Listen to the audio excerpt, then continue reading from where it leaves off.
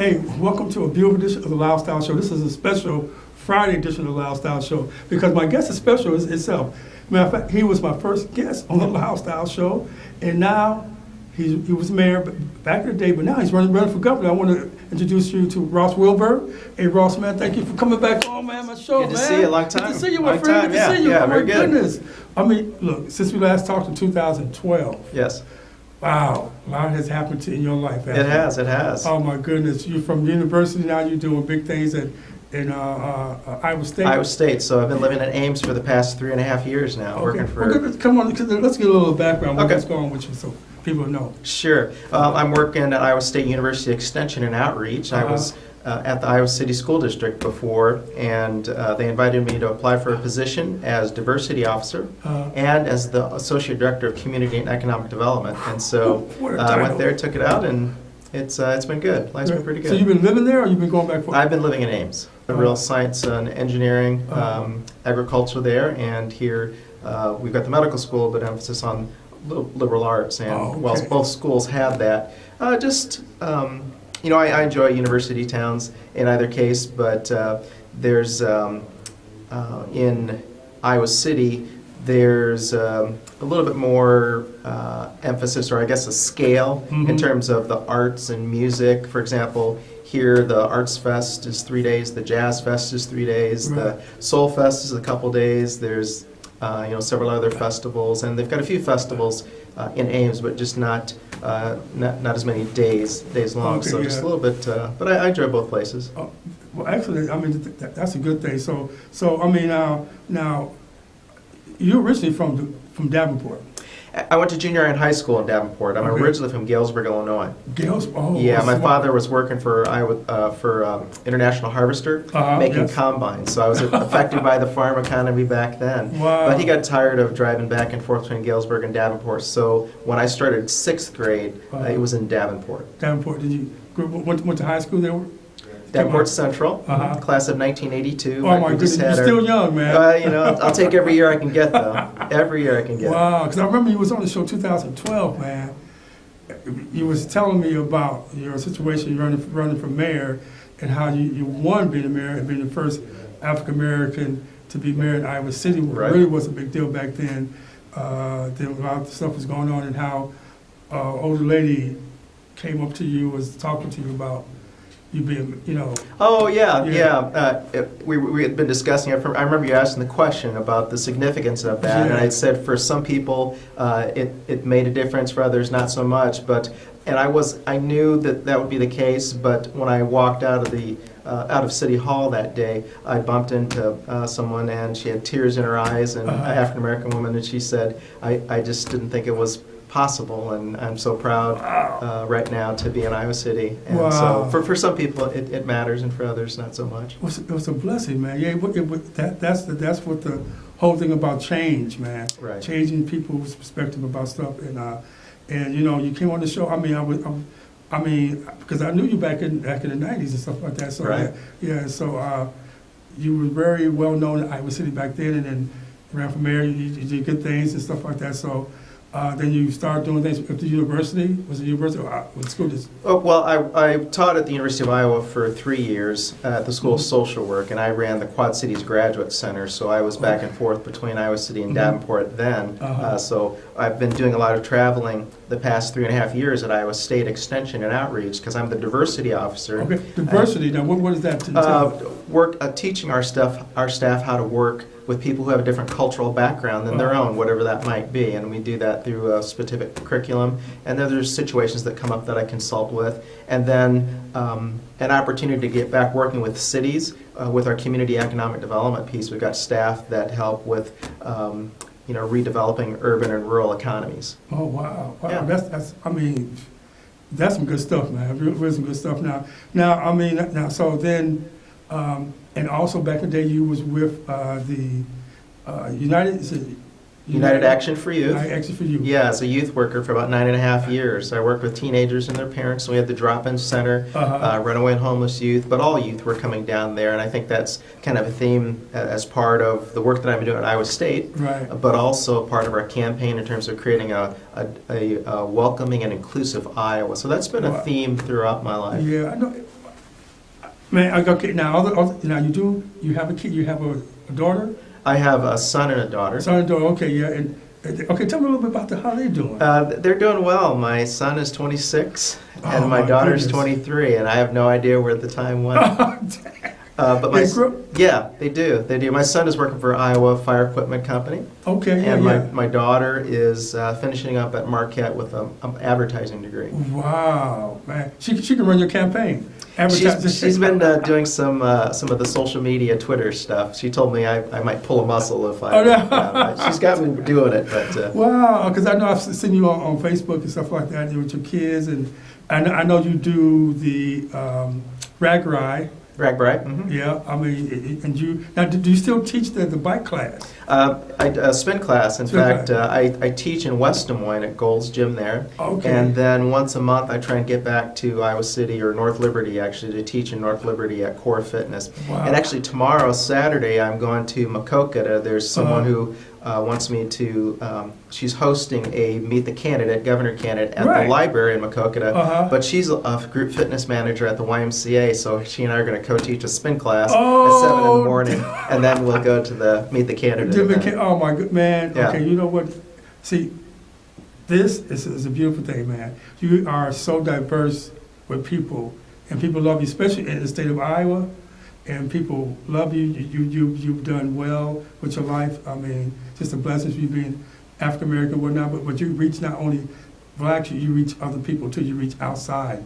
You can unite people together because you just have that type of personality, man. I'm really so happy to see what you're doing now. Now, let's get to you now. Now, you're running for governor. That's right. You're the second African American to run for governor now. As far as I know, I'm the second. yeah. I don't know. Maybe a decade ago, Yeah. there's a gentleman, Jonathan Narcisse, who was Right. running, but I don't know if there was another before I him. think you are the second one. But I think that you have that personality that you can really do well for the state. Now you gave me a little bit to think about. Okay, now you were aggressive. Now what is your campaign theme? Our campaign theme is Let's Be Iowa. So Okay. in the areas of health, the environment, in terms of a strong economy and that welcoming, inclusive Iowa, let's put people into office that are going to take actions and act laws that are going to benefit benefit Iowans. Mhm. And there's no secret to what it is. I mean, healthcare has been a big issue. I supported President Obama Yes. when he was running the first time to try and get the Affordable Care Act impact. It started with universal health care, but that was one effort, and it's something that is important for Iowans now. That has been attacked, the Affordable Care Act, as soon as it was put into place. But millions of Americans have health care now because of that.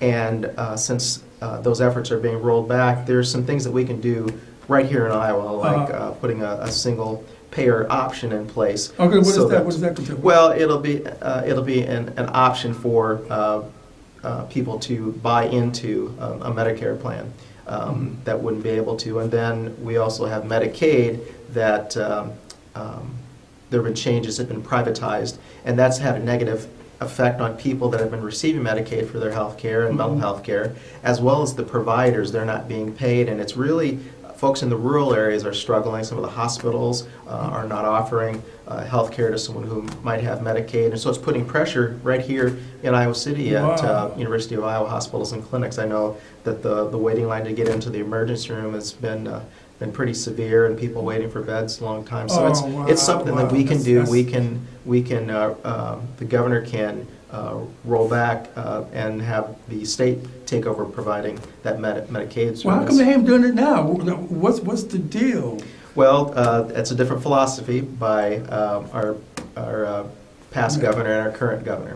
And but again, it's Let's Be Iowa. Let's take care of each other so that there's no missed opportunity for people getting sick. You shouldn't have to worry about going bankrupt just because you get sick. And if people are well, they're contributing to society, they're enjoying their life, they're supporting each other. So healthcare as well as mental health care is an important issue. Yeah, that is important now. Now, with what's going on in the wake of happened, a couple of days ago. I mean, mental health care is very much needed for this state, but really for the country. So what would you do about that? Yeah, absolutely. And not everybody who has a mental illness is violent or carries out violence towards others. In fact, a lot of times it's self-directed. Mm-hmm. But, the governor had closed down some mental health centers for critical care for people that have severe mental illness to the point where they are a danger to themselves. Right. And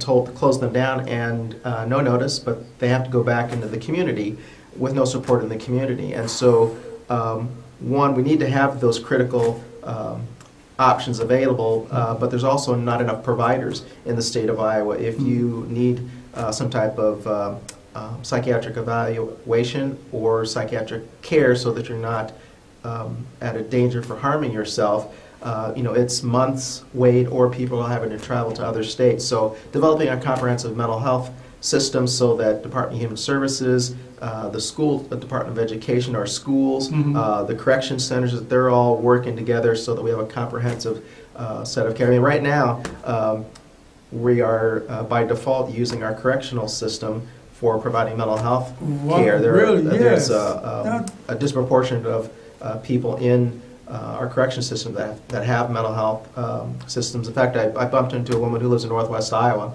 a Republican, and I'm running as a Democrat, and I know her from Ragbri. But she said, what's an issue that we could agree on? I said, mental health care. I bet you know someone. She said, well, my husband works, or her brother-in-law works at a correctional center, and he said that more than half of the people incarcerated had mental illness and committed their offense for a variety, when they were off their medications for a variety of different reasons. So, that's something that impacts not only adults but young people. The earlier we can assess someone who has some type of mental illness, that they're needing that type of support, we need to have assessments available and services available in our school systems, so that we don't have young people that are a threat to themselves or committing acts against each other. Oh, wow, without a doubt. I totally agree with that, so, that's a good platform to run on, to get that taken care of. And what do you think about the education? There's both K-12 and post-secondary education, K-12 education. Affordable education. How do we get to the place where these kids are not too much in debt? What would be the solution for this? It's got to start with making corrections to the state budget, and in fact, the governor's the proposal is to roll back some more taxes, and has been giving out corporate taxes. And when you give out corporate taxes without expecting anything in return, they're quoting small numbers of jobs, but that takes away that income, that revenue to the cities, the counties, and the state to put in services, to have funding available for schools. And the governor has put out the proportion, but and shows a pie graph showing that. But since the resources are shrinking, the amount of pie or amount of funding has not kept up with inflation. Wow. Okay. And so we need to clean the budget up by rolling back some of the corporate tax breaks. And reprioritizing education, K-12 education, to a higher fashion, so that and using public dollars for public education. There's some talk about right now some bills that have been in the legislature. I think it's not going to make it past the first funnel, but an effort to they call it school choice, to have public dollars going towards private schools or homeschool. And that just kind of erodes the public school system that we have. And some of the private schools, they don't have to provide the support services for some of our young people that the public school has to do. And so that's one thing. In terms of higher education, doing what we can to control tuition. But for students, once we clean the budget up, I think there's some targeted programs that we can do. The state of Tennessee has a program, I believe it's Tennessee, where if you're an adult and you don't have a degree after high school or certificate, that if you give 2 years using your degree in the state, then after other forms of tuition, the state will pick it up, but you've got to use your degree in the state for a couple of years. So we could do a Grow Iowa program, and we could kind of, I call it double scooping.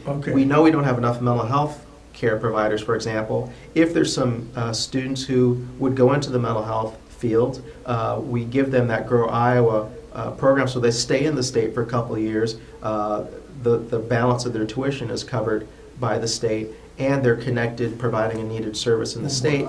And if they're here for a couple of years, maybe they end up staying here and raising families here. That's a wonderful idea. Yeah. A wonderful idea right there. I mean, my goodness, Ross, that's... Yeah. Well, it fits the, it's not a unique idea. There are some other states that are doing, and there have been some education programs tried here in the state, but, we need to get back to those types of things, and that's part of Let's Be Iowa. Wow, I like the theme, Let's Be Iowa. Let's Be Iowa. Wow, okay. So what would you, in your platform, we have a really good platform. Oh, thank you. So what other different things that you want to do for the state to make it better? The environment is critical, and in Washington, D.C., they've been rolling back some protections that the Environmental Protection Agency provides, but even here in Iowa, we've got polluting of our waterways going on. Iowa is a big polluter in terms of the water. Yes. It's contributing to what they call the dead zone, where all these extra nutrients, nitrogen, and fertilizer is ending up down contaminating the Gulf of Mexico. Mm-hmm. And so, we should be funding the Department of Natural Resources and giving them the directions to enforce some of the existing laws, review what they call the master matrix and manure application plans to help monitor that, and tell them to enforce that and hold the polluters accountable, whether it's in rural or urban areas. That's part of it. But a few years ago, I think back in 2007 or 8, there was an amendment passed so that a state sales tax could be used for a trust fund for my environmental features, 3/8 of a penny. Some people say a sales tax is regressive, meaning it may affect low-income person of colors. But there's some things you can put in place to correct that, so that you're not paying that 3/8 of a penny for food or things like that. But and I've got relatives in Michigan. Okay. Yeah. And if you ask in Flint, Michigan, if you ask them, would you have been willing to pay 3/8 of a penny on your purchases so that you'd have clean water? They would do oh, it, well, they jumped up and down for that, so, right there. but those are a couple opportunities. But when I was mayor, I signed the 2007 U.S. Mayor's Climate Protection Agreement, and Iowa City put into place some review of its energy use and practice, replacing the street lights with LED bulbs to reduce energy use in our carbon footprint. But also, the East Side Recycling Center with the partnership with the Habitat Restore. That's something that got put into place. Kind of following that environmental theme from me signing that agreement, and worked with the Sierra Club. They helped me put that together, and then even purchasing south of town the True Blood Lake. Okay. Purchasing that from a private, the sand quarry was there, and then we purchased the land all the way to the river to help protect the Iowa riverfront down there. And so, but that just kind of set the city and, kind of freed city staff to think creatively in terms of environmental use. Okay. Now, so let me ask you this. Okay. Yes. What makes you stand out different from the other candidates? Mm-hmm. Did you say, I think given what some of the current governor and her predecessor have done in terms of the mental health impact and ruining the budget, I think we need to get a Democrat in place. Now, me compared to other Democrats that are running, I have 12 years experience as a local elected official, including as mayor, so an executive function. The governor's an executive office. Right. Yes. There's some of the candidates who have experience in government, but most of them don't. The breadth of my experience, I worked in the K-12 education system, so in Iowa, having been a student, a parent of students, a staff member, as well as working as an agency partner working with schools, so I'm familiar with the needs of putting out high-quality students, a great, safe experience for them, and so that work is a safe place to work and learn, but also just the importance of our labor unions, the Education Association. Right. Okay. Chapter 20 was the power of Chapter 20 to be able to collective bargain for the benefits that all of us enjoy. Mm-hmm. You know, that was taken away. So that's something that needs to be Right. put back in place. So we need to get that back then. Yes. So yeah. would that be one of your goals to kind of Yes. get that back? Yeah, absolutely, absolutely. So education and being the director of a private nonprofit business, the Crisis Center, and you know that mental health piece, working with volunteers and paid staff, Right. both with the counseling line and the suicide depression line, but also the food bank, and knowing the impact of the economy, a poor economy, and food and nutrition through work there. So just the breadth of my experience. I served in the military, National Guard for 6 years, so being familiar with how policy Veterans impacts and stuff like veterans. that. Yeah, Right. yeah, Right. absolutely. So that's what I'm putting forward, is the breadth of my experience, both in public, private. Oh yeah, because you definitely have a lot of you'll probably serve Iowa National Army National Guard. Yeah, social worker, youth worker, United. Yeah, for youth action executive for the Crisis Center. I didn't know that. Yeah. He's equity officer. I said school Yeah. district. Yeah, mayor for 12 years. Yeah. Iowa State University expansion and outreach program.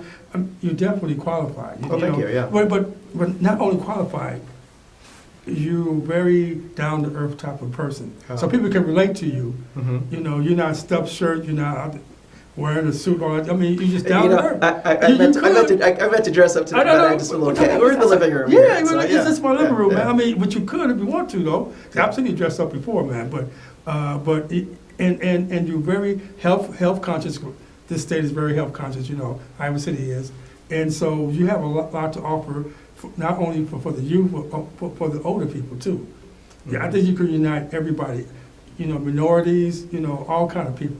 Well, So thank you. I just like to see that. I like to, and just fun to talk to, man. You know. Oh, well, thank you. So, yeah. so and you are too. Yeah. Well, thank you, man. I appreciate. But you know, I mean, the focus of the campaign is not me. I mean, I have a set of experiences and skills that I'm willing to offer. I've done it, in all of my jobs that I've had, just service to Iowans and offering that. But the theme is Let's Be Iowa. Let's be Iowa. And it's something that I want to help champion. Let's Yeah. be Iowa. Yeah. So that is what you would if you had to put the definition for Let's Be Iowa. What? It's a common sense approach to responsible government. Government can't do everything, but government has a role in helping improve our lives and creating opportunity for all of us, Wow. whether Okay. it's healthcare, Okay. jobs, environment, education, all of that. Okay. Now we have 10 minutes for the show. So in 10 minutes, what would be? Okay, you told me a core. We covered a lot of things about your campaign and what you're doing. What would you want to take off? What would you want to tell the viewers really about Ross? Yeah, about me. You I think mainly that I have benefited and tried to learn from everyone that I've worked with, whether that's young people, whether that's senior citizens through involvement as a volunteer, even performing with the senior bands in the area, just to get to know people and just to set that tone that we can improve community, we can be involved in community. It's something I've tried to teach my children, and I've tried to be open to learning from them, to learning from people that I work with, that I'm involved in recreation or fitness with, folks that are in a different cultural background than my own. I mean, I fully support folks in the LGBTQ A+ community, and even when I was with the Iowa City School District, I tried to help support the teachers who would take young people to the Safe Schools Conference. Iowa's the governor's conference on LGBTQ youth. That's a so just thing, really just we can improve our state and improve opportunity. Whether you're rural, urban, young, old, all Iowans, we can if we work together, we try and take action and put people in office that are going to be consistent with how will this help improve the lives of Iowans with an appropriate role for government. Amen. That sums up a lot of things up about what you're doing. I mean, because I had Gleason she's on my show. Kathy Glasson. Because she know you too, Yep. and she says a lot of good things about you and stuff like that. And you know, it's just a breath of fresh air for you to come on, because like a half hour is not long enough to really talk. You have to come back on the show again, though. Okay. You really do. I'm definitely going to invite you on the show again. But I mean, what you're talking about is really needed for the state. Not only for the state too, but for a lot of things, you know, around the country. You know, with the school shootings that's going on, so sad. You know, mental health care, we touched on that. You know, and with gun. What do you think about gun control for this state? You think we need it? Absolutely, yes. Sensible gun control. You know, putting the mental health issue aside, and it's interesting that you know, our current president and some of the Republican leadership in D.C., they only talk about mental health when it's related to somehow the conversation around gun control when one of these unfortunate incidents come up. But gun control, responsible, sensible gun control, it's not about thwarting the Second Amendment. I support the Second Amendment and all, you know, all the Bill of Rights. But you know, back when the founding fathers put the country together and the Constitution, you know, there's certain things that they couldn't envision, and that's why they put the amendments in so that there's flexibility to make things sense, honoring the past, but it makes sense for the time. And these military assault weapons, you know, you don't need them for hunting. No. And why do you need them? Period. Unless you're in the service. Well, I mean, there are some people that enjoy the target practicing, that, you know, that type of thing. But it's really about the guns, and it's really about, there's too many of them. They're too easily accessible in Florida. It's easier to get an AR-15 than a handgun, and that just doesn't make sense. So let's put some things in place. And the majority of members of the National Rifle Association support sensible gun control. You know, getting rid of the bump stops. You know, the public doesn't. You know, there's one purpose for military-grade weapons, and that's to kill as many people as you can rapidly. And so we don't need that. You know, law enforcement, they are not in supportive of those. There's some things we can do to come together, but you know, the NRA has a very strong lobby, and people need to vote and keep these incidents in mind when they vote. I totally agree with that. Now, I mean, now you on Facebook? Are you? How can people reach you? We're on Facebook, Ross Wilburn for Governor. They can go to letsbeiowa.com as the webpage. In fact, we're revamping the webpage to push some more. It was more of an introductory webpage that we've had up. We're putting some more. There's 9 position areas that we're putting up, some of which we've talked about today. But probably in a week, what is this, third week of February, the rest of those issues will be up. So those are the, otherwise, traveling around. I'm going to be in Maquoketa and Des Moines tomorrow, and Knoxville and Albany on Sunday. So I'm traveling around. You do the whole state, back and forth, back and forth. I mean, you'll be a great governor. Oh, well, thank you. Say that. Yeah. You know, and I, you know, you mentioned Kathy Glasson. She was here. She's been doing some great things, running a good campaign. I think all of the Democrats have been running solid campaigns. We need to get a Democrat in there. Oh, yeah, we do. I'm asking for the honor and privilege of being governor. And I give you the honor, young man, because I think you'll be a good governor. I really think so. But I want to say thank you again for doing this half-hour show with me and whatnot. I really appreciate that from my heart. Come back on the show again. We can talk a little bit about, you know, towards the end of before November. Well, the primary election is June 5th. And so I've got to make it past the primary. After that, you come back on. What you Well, I'd like maybe before, just to just to make sure. But I think it's your show. You tell me. No, we'll work that out. Sounds good. Yeah. So God bless you, man. Hey, Ross. Hey, man. God bless you, man. Thank you, and you too. All right, you're a good guy, man, and I'm for you. I'm 100% for you, man. All right, appreciate it. So, yeah, but I want to say, hey, first of all, I want to just thank Ross for being on the show, and want y'all to, hey, don't argue, whatever, get out and vote. Yes. If you want, get out and vote. That's all I have to say, get out and vote. And I want to give my condolences to everybody out there in Florida, what happened. My condolences. My prayers are out there for Florida. I mean it, lifestyle, Ross feels the same way. So my prayers and everybody family in Florida. So I want to end the show. I want to say, get out and vote. Everybody, don't argue, don't complain. If you're tired, vote. Yes. Vote for the right person. So with that said, hey, Denzel, I'm sorry, man, I'm not getting you on the show, man. Maybe next time you come on the show, I get you on here, Denzel. Talking about Denzel Washington. Yeah. You're gonna be on my show one of these days, man. We'll do it. So as that, I want to say, everybody out there, remember, keep it classy. Keep it classy. I'm out of here. Peace.